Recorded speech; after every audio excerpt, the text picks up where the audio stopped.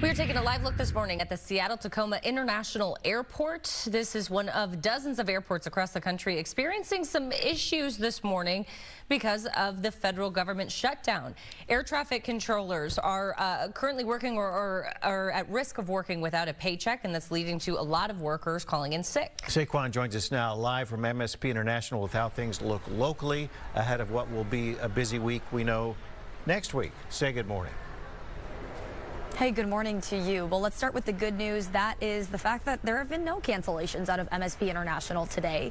And then as far as delays go, I've been keeping an eye on FlightAware this morning. It has grown throughout the morning. We were looking at 26 delays here just in the last hour or so. Now we're looking at about 28 delays. Keep in mind, a lot of the people who come through here kind of use this place as a hub for them just because it is such a major hub for airlines like Sun Country and Delta. So for them, it's kind of a place to make those connecting flights.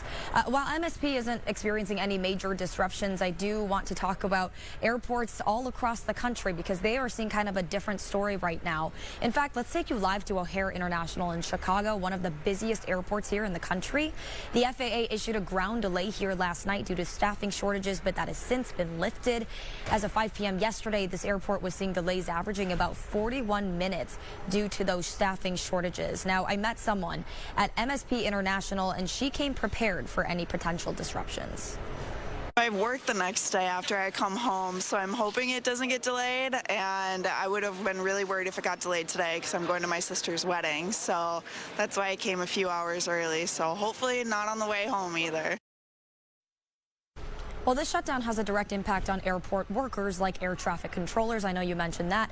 They work under the FAA and, of course, the TSA security screeners as well. Since they are considered essential workers, they are required to show up to work even during a government shutdown. But since they're not getting paid for the hours they're putting in, some of those workers we know have been calling in sick.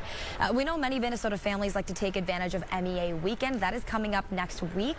It also happens to be one of the busiest weekends here at MSP International. So with travel experts right now recommending people getting here early, especially with this government shutdown, maybe not a bad idea to prepare to come even earlier than what you were planning on, especially if you are heading somewhere for MEA weekend. Exactly right. We know how crowded that airport gets next week with MEA. All right, some good advice, and thanks for the report. That's our Saquon at MSP International. Thank you, Say.